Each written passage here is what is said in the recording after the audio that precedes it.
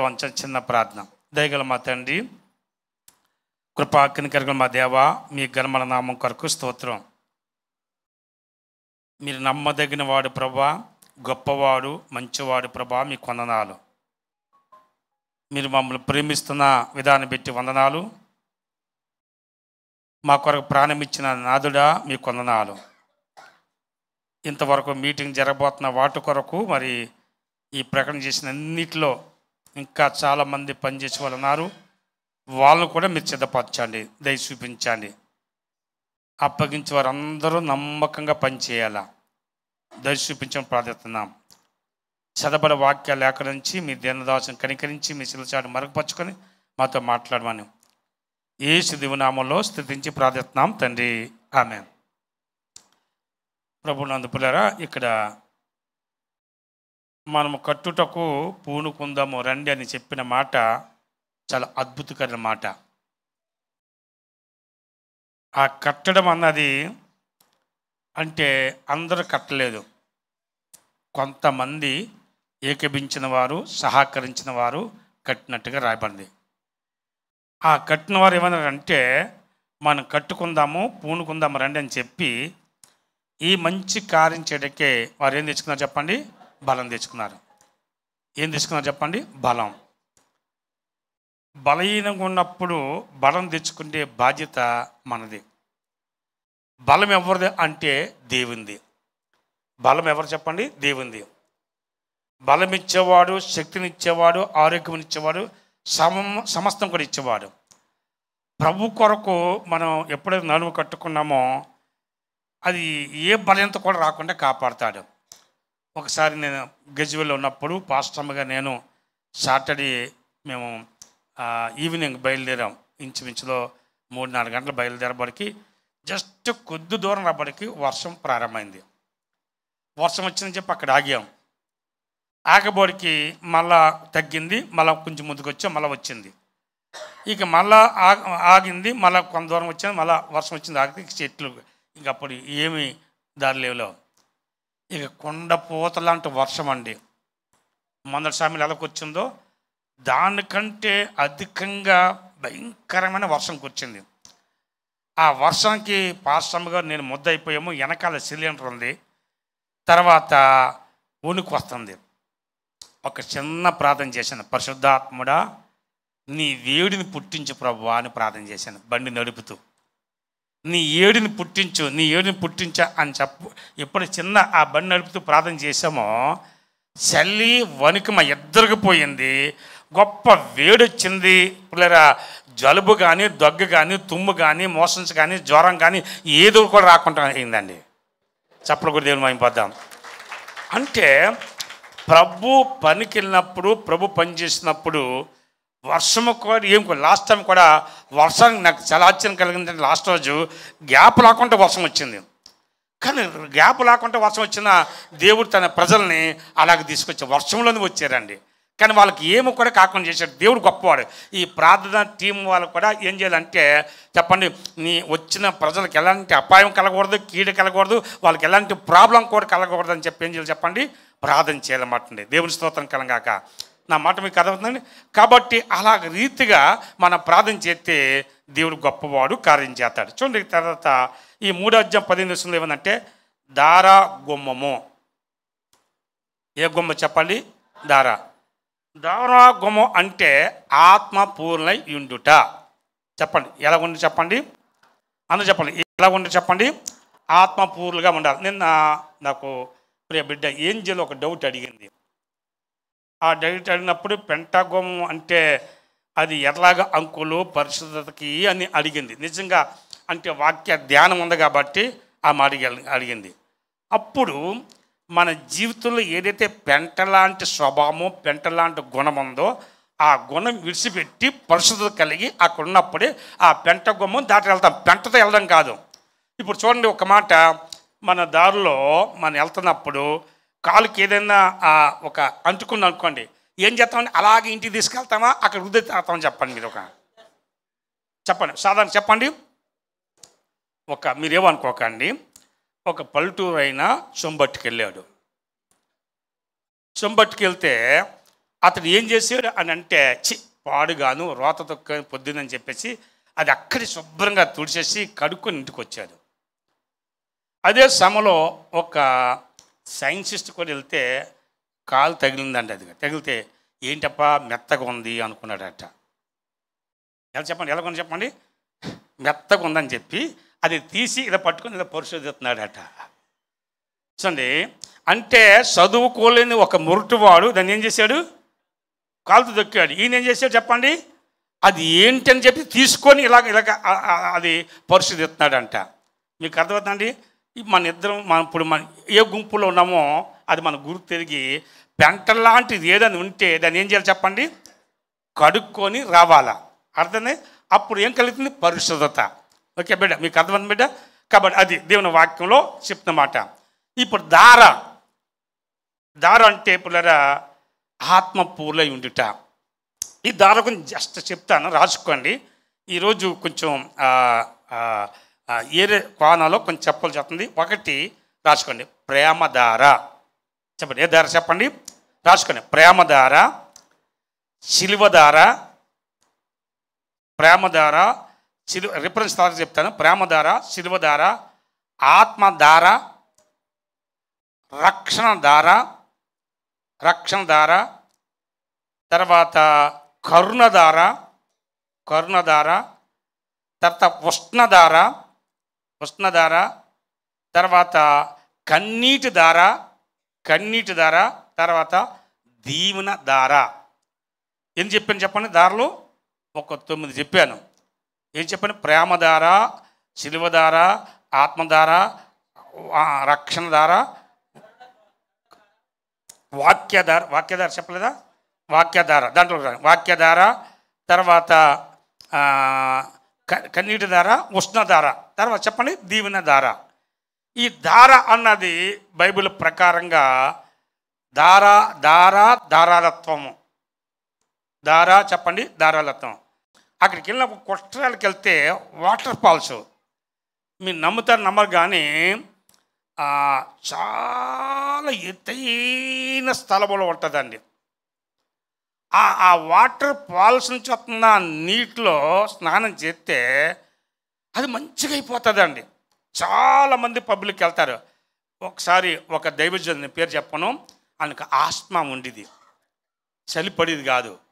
ఎప్పుడైతే ఆ కుట్టాల దగ్గరికి వెళ్ళి ఆ దారిలో ఆ స్నానం చేశాడో ఆ ఆస్మా రోగం పోయిందండి ఆయనకి, ఆనాటి నుంచి పోయింది. కానీ ప్రభు కృపల నేను గాడిదనయ్యా చిన్నగా ఆయన మమ్మల్ని తీసుకెళ్ళాడు, నన్ను పరిగేసి దాస్ పాస్టర్ గారిని తీసుకెళ్ళాడు. చాలాసార్లు దాదాపు 3-4 సార్లు వెళ్ళామనుకుంటాం ఊటీకి.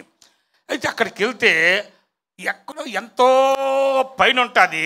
ఆ దార పడుతుంటే ఆ శబ్దం ఎలాగుంటుందంటే మన మాట వినబడదండి. ఆ శబ్దం ఒక ప్రభావం ఎలాగొస్తుందో తెలియదు కానీ ఆ ప్రభావం పైనుండి కింద పారుతుంటే ఆ పారు నుంచి ఎన్నో రకరకాల వంకలు తిరుక్కుంటూ వస్తుంటే ఆ దార చూస్తుంటే మర్చిపోవండి. దూరం చూస్తే ఎలా కనిపిస్తుంది, అది పెద్ద ప్రవాహం, కానీ దూరంకి ఎలా కనిపిస్తుంది అంటే చిన్నగా కనపడుతుందండి. కానీ దగ్గరికి వెళ్తే చెప్పండి ఒక గొప్ప నదిగా ఆ కొండల నుంచి పైనుండి పారుతుంటుంది. పుల్లరా పొరపాటున ఆ పడే దగ్గర అంటే ఆ పైనుంచి కింద పడుతుంది ఒక లోయలో, దాంట్లో పడితే మళ్ళీ మనకు కనిపించమండి, మనకు కనిపించుకులరా. నేను ప్రాక్టికల్గా చూసిన సంగతి నేను చెప్తున్నాను. అయితే అక్కడికి వెళ్ళడానికి సాధారణంగా ఎవరు వెళ్ళడంట. అది ఏంటో ఆ గొప్ప ధైర్యము. యేసుదాస్ పాస్టర్ గారు నేను ఏం చేసామంటే దారి లేకపోతే కొండలు ఎక్కి బండలు ఎక్కి చెట్లు ఎక్కి దూక్కుంటూ ఆ నీటి జార ఎలాగుందో ఆ జార పట్టుకొని అలాగ అక్కడ సింహాలు పుల్లు తిరుగుతాయంట. కానీ అప్పుడు మాకు తెలియదు, తర్వాత తెలిసింది మాకు. అయితే ఒకవేళ అప్పుడు ముందు వెళ్తే వెళ్ళిపోవాలని కావామో మరి. అయితే దట్టమైన అడవి ఇలాగ నీటి ఇలాగ ఉంటుందో ఎక్కడి నుంచి వస్తుందో దాన్ని అద్దె పట్టుకుని అలాగ మీరు నమ్ముతున్నారు. కానీ అలాగ ఎక్కి ఇలాగ దూకువాని. అప్పుడు యవనస్తులమే కొంచెం బలం ఉండేది, కొంచెం సన్నగా ఉండేవాడిని. కాబట్టి పిల్లరా అలా దూక్కుంటూ కూడా మేము వెళ్తే మా వెనకాల రాలేకపోయాడు ప్రతాప్ గారు. చివరిగా ఎక్కడుందో గమ్యానికి అక్కడికి వెళ్ళాం. కానీ ఆ పైన పడుతుంది కదా అక్కడికి వెళ్ళలేకపోయామండి. నా దేవుని బిడ్డలారా, వాటర్ ఫాల్స్ అంత అద్భుతం. అదే దార. ఈ దార ఎక్కడి నుంచి వస్తుందో తెలుసండి, పరలోకమునండి. చెప్పండి హల్లెలూయా. పరలోకం నుంచి వచ్చే ధార ఎలాంటిదంటే అది మామూలు ధార కాదు. అందుకే ఆత్మపూర్లై. చూడండి ఒక మాట దయచేసి 2 వాక్యాలు చూపించి త్వరగా వెళ్తాను.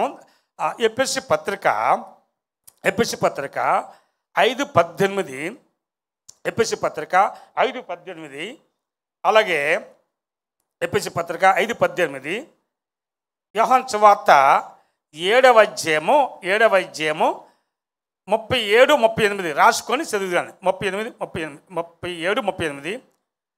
అలాగే యోహాను సువార్త 3వ అధ్యాయము 34, 33, 34 ఈ వచనాలు చదివినిపించిన ఒకసారి త్వరగా చదువున్నాను.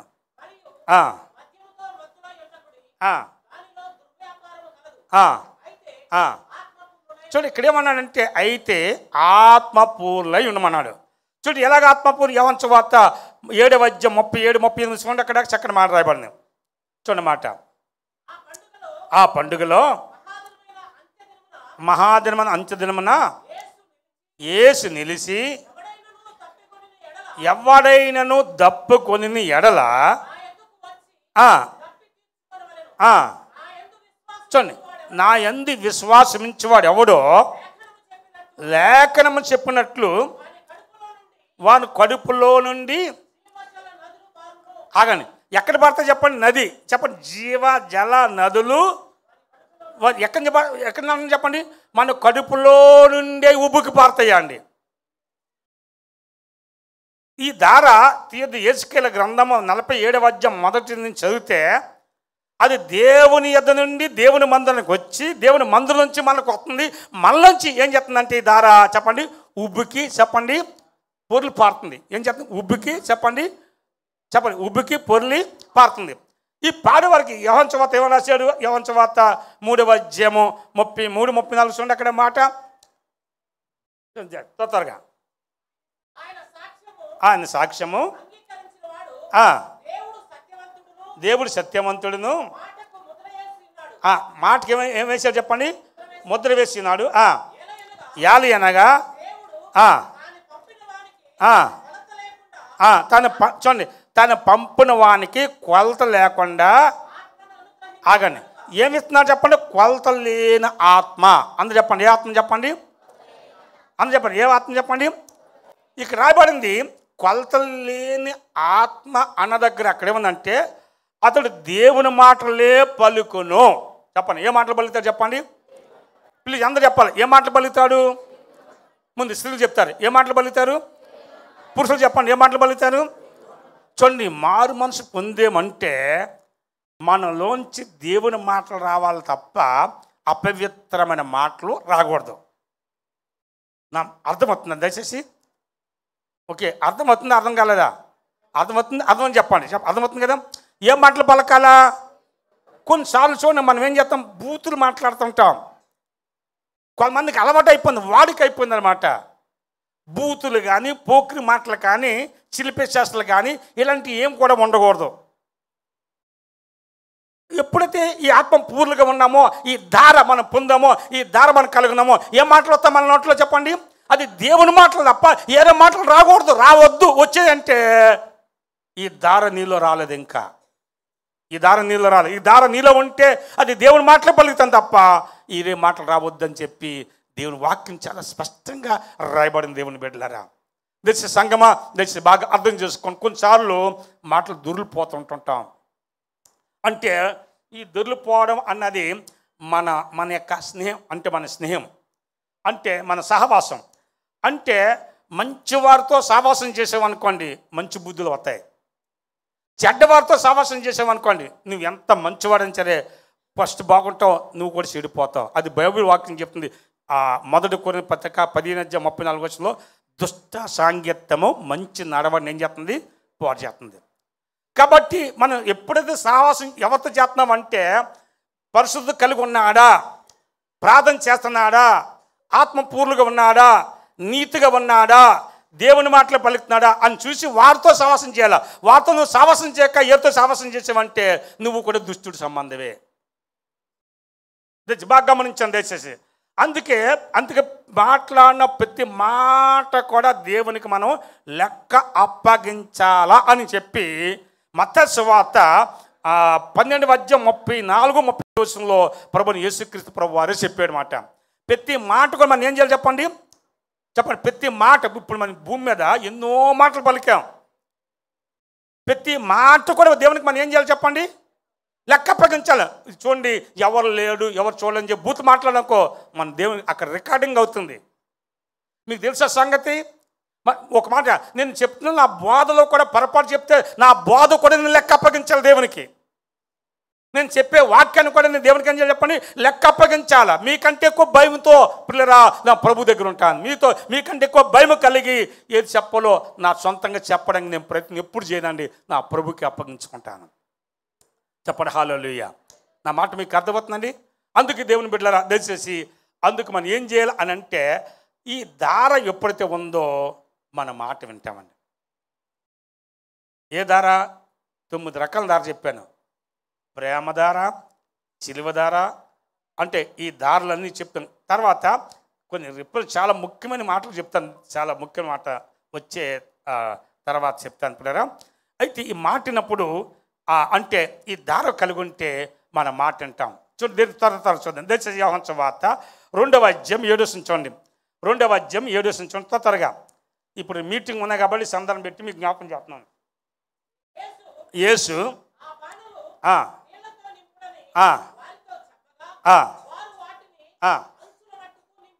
ఒక్కసారి చప్పలు కొట్టడం ప్రభుకి.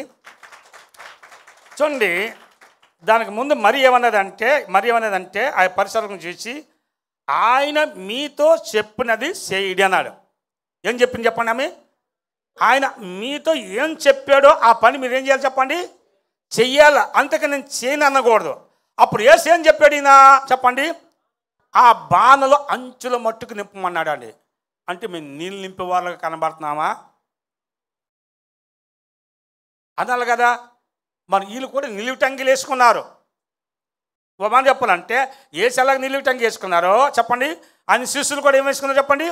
నిలువు టంగిలు వేసుకున్నారు. షర్ట్ మురికి అవుతుంది, ప్యాంటు మురికి అవుతుంది, చెప్పులు ఎరిగిపోతుంది అని అన్నారా చెప్పండి? శీఘ్రంగా చెప్పాలా, త్వరగా చెప్పాలా? ఏం చెప్పండి? నీళ్ళు నింపమంటే ఏం చేశారు? తక్షణమే ఏం చేసి చెప్పండి? అంచుల మట్టుకు ఏం చేశారు చెప్పండి? నీళ్ళు నింపాడు. దేవుని స్తోత్రం చెప్పిన ఒకసారి గట్టిగా. తర్వాత దయచేసి ఒక్క మాట. తర్వాత 2 రాజుల గ్రంథము 4:38-41 చూస్తే పెద్ద కొండ పెట్టి వంట చేయమన్నాడు.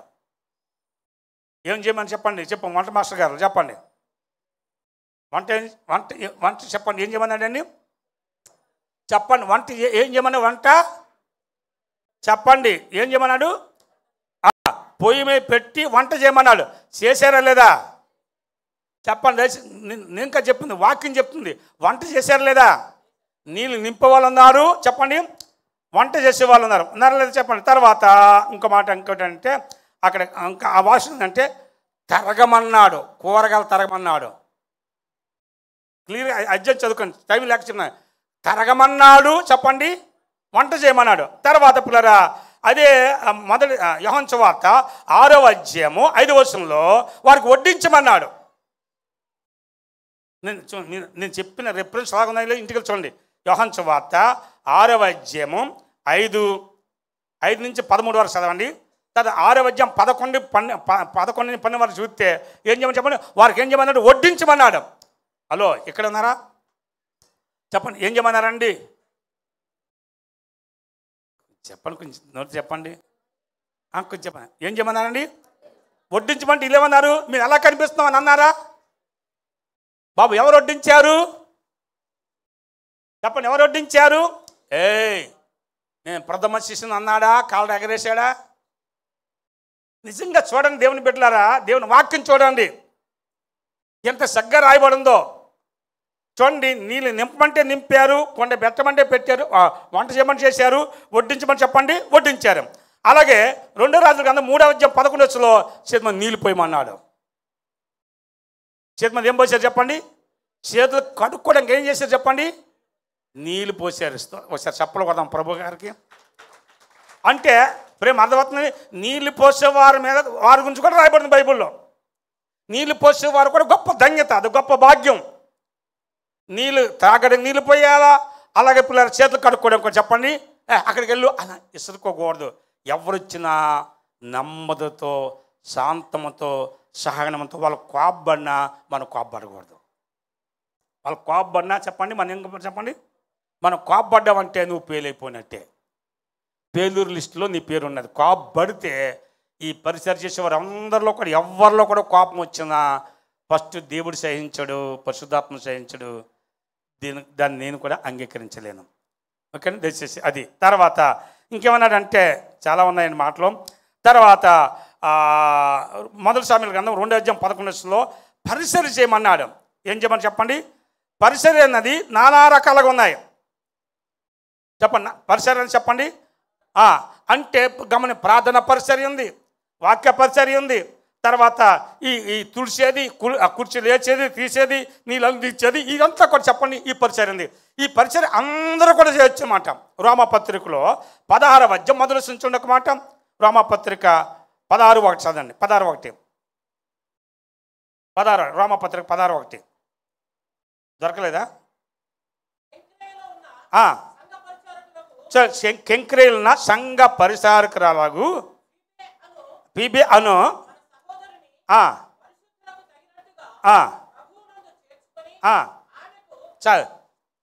తగిన సహాయం చేయమన్నాడు. గమనించండి, ఈ పిబ్బే సంఘంలో ఉండి ఏం చేస్తున్నారు చెప్పండి. అమ్మా, పిబ్బి ఎవరు? స్త్రీయా పురుషుడా? స్త్రీయా పురుషుడా చెప్పండి. సహోదరి అంటే ఎవరు చెప్పండి? సహోదరి కూడా ఏం చేసింది చెప్పండి. స్త్రీలు కూడా ఏం చేశారు చెప్పండి. ప్లీజ్ చెప్పండి, ఏం చేశారు? ఇంకో మాట చెప్పండి, మర్చిపోయాను. దయచేసి 2 రాజుల గ్రంథము 6వ అధ్యాయం 1 నుంచి 7 వరకు చదువుకుంటే కట్టులు నరుక్కొచ్చారండి. చెప్పలు కొట్టండి ఒకసారి. ఏం నరుక్కొచ్చారు చెప్పండి? కట్టులు నరుక్కొచ్చారు. తమ్ముళ్ళు అర్థమవుతుందండి. ఇంకెలా పరిచయం చేశారు చూడండి. ఈ మాట అందరూ బైబిల్ తీద్దాం ఒకసారి. బైబిల్ తీద్దాము. లోకాసువార్త 8వ అధ్యాయము 2-3 చదవండి. లోకాసువార్త 8వ అధ్యాయము 2-3 చదువుదాం. చూడండి, ఈ మాట చూడండి, బైబిల్ ఉన్నా చూడండి. లోకాసువార్త 8వ అధ్యాయము 2-3 చదవమ్మా. 12 మంది శిశువులను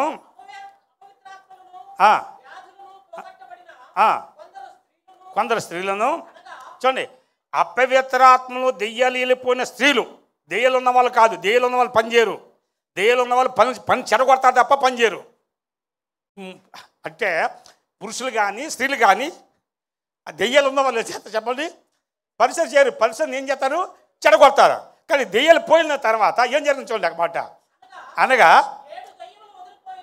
7 దెయ్యాలు ఎదురుపోయినా మగ్దలేని అనబడిన మరియయు అమ్మా ఏరోది యొక్క గృహ నిర్వాహకుడు కూసా భార్యగు యోహాననియు సూసనయు ఆయనతో కూడా ఉండేది. వీరును ఇతరులు అనేకులను తమకు కలిగిన ఆస్తితో చప్పలు కొట్టాను ఒకసారి. ఏం తీసుకొచ్చా తమ్ముడు? ఆస్తి అంటే డబ్బు తీసుకొచ్చారని. ఈ పరిచర్య కూడా చూడండి ఎంత చక్కగా చేశారు. మత్తయి సువార్త 6:20 చదవండి ఒక మాట. మత్తయి సువార్త 6వ అధ్యాయం 20 చదవండి. అందరూ చదవాలి బైబిల్లో. యోహాను సువార్త రమేష్ గారు కొంచెం తీసి వినిపించండి. ఓకే. మత్తయి సువార్త 6:20 చదవండి. 6:20 చూడండి. పరలోకమందు మీ కొరకు ఎక్కడ కూర్చుకోమన్నాడు చూడండి. ఈ ధనం మనం ఇచ్చేది అంతా కూడా ధనం ఎక్కడ కూర్చుకున్నాం చెప్పండి. పరలోకం. గమనించండి ఒక మాట. మన ధనం ఎక్కడికి చెప్పండి. ఇక్కడ చూడండి ఒక మాట. ఒక ప్రభు వచ్చాడు అనుకోండి, ఒక్క చెల్లి గోవ కూడా మనం తీసుకెళ్ళాం. మనం సంపాదించినంతా కూడా ఇక్కడ విడిచిపెట్టిపోతాం. లోతు భార్య కూడా ఏం చేసింది లేదా గమనించండి. ఆ ఎక్కువ డబ్బు బంగారం ఉన్న ధరగా ఆమెకి నష్టం కలిగింది. ఆమెకి వెళ్ళిపోతే వెనక చూడొద్దు అన్నాడు అని చెప్పేసి ఈ పట్టణం కాల్చేస్తున్నాను దేవుడు చెప్తే పాపం లోతుతో దేవుని దూతలతో వెళ్తూ ఆ సీక్రెట్లో ఉన్న ఆ నక్లిస్ గుర్తుకొచ్చిందో మాకు బహుశా. ఆ సీక్రెట్లో ఉన్న నక్లిసు లేకపోతే ఆ వజ్రాలో దాన్ని ఆ వజ్రాల క్రియేట్ ఆరమా అది గుర్తుకొచ్చింది. అసలు నిజంగా కాలుతున్నాడా లేదా ఇలా ఇలా చూసిందండి. ఇలా చూస్తే అలాగే ఉప్పు స్తంభం అయిపోయి అలాగే ఇప్పుడు ఈరోజు వరకు ఉంది, అలాగే ఉప్పు స్తంభం అయిపోయిందండి. అంటే ఎక్కువ కూడా ఈ భూమి మీద ఉంటే నష్టమే. అంటే ఉండదని అంటలేని పిల్లలు ఉండాలా, అయితే దాని మీద మన మనసు ఉండకూడదు. దేని మీద మనసు ఉండకూడదు చెప్పండి? ఆ డబ్బు మీద బంగారం మీద మనసు ఉంటే పిల్లల ప్రభు మీద మన మనసు ఉండదు. దేవుడిచ్చాడు, దేవుడు చూసుకుంటాడు. మనకిచ్చిందంతా దేవుడు. చెప్పండి, దేవుడు ఇచ్చాడు, ఎవరు ఇచ్చారు చెప్పండి? దేవుడు మనకి ఇచ్చాడు. దేవుడికి అప్పగించుకుంటే దేవుడు ఏం చేస్తాడు? గొప్ప కార్యం చేస్తాడు. కాబట్టి ఇక్కడ చూడండి, ఈ స్త్రీలు ఏం చేశారు చెప్పండి? చూడండి, ఎంతోమంది స్త్రీలు చేశారు. ఈ స్త్రీలు ఏం చేశారు? వాళ్ళకున్న డబ్బుతో, వారి ఆస్తితో ఏం చేశారు? పరిచర్య చేస్తున్నారు. దేవుని దగ్గర తీసుకొచ్చారు, ప్రభు దగ్గరికి. ప్రభా ఇదిగో నా దగ్గరికి తీసుకొచ్చాను. ఎంత చక్కటి మాట అది. అలాగా నిజంగా వాళ్ళ హృదయపూర్వకంగా వాళ్ళు తీసుకురాకపోతే పరిశుద్ధాత్మ దేవుడు ఈ పరిశుద్ధ గ్రంథంలో రాయించేవాడండి. నా మాట అర్థమవుతుందండి? పరిశుద్ధాత్మ దేవుడు రాయించేవాడు. వాళ్ళ పేర్లు ఎందుకు రాయించి పర్టికులర్గా వాళ్ళ పేర్లు ఈ పరిశుద్ధ గ్రంథంలో రాయించాడు. వాళ్ళ పేర్లు మెన్షన్ చేశాడండి. నా దేవుని బిడ్డ, ఎంత గొప్ప కృప, ఎంత గొప్ప ధన్యత, ఎంత గొప్ప భాగ్యం చూడండి దేవుని బిడ్డలారా. కాబట్టి పిల్లరా, మన దేవునికి ఇచ్చేది అలాగ ధారాళంగా. నేను తర్వాత చెప్తాను మీకు పిల్లరా, మీటింగ్ అయిపోయిన తర్వాత. ఈసారి ఎవరెవరంత ఇచ్చారో తప్పనిసరిగా చెప్తాను మీకు ప్రోత్సాహకరంగా ఉండడానికి. దేవుడికి ఇచ్చేట్లు ఎప్పుడు కూడా వెనక తీయొద్దు. ఈయుడి మీకు ఇయ్యబడిన. నా చింతనలో బోర్లు కొట్టేవారు. కొట్టే బోర్లు తెలుసండి? ఇప్పుడు ఈ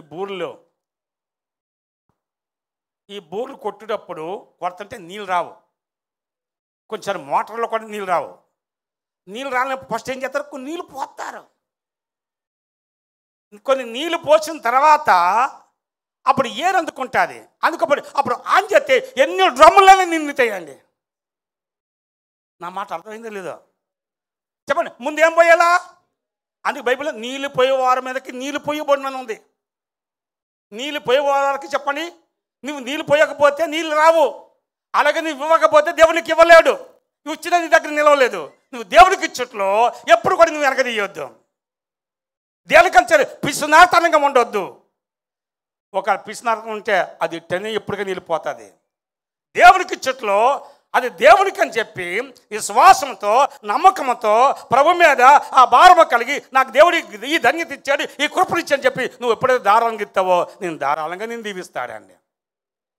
చెప్పండి హల్లెలూయా. ఇంకొంచెం చెప్పండి, స్తోత్రం చెప్పండి ఒకసారి.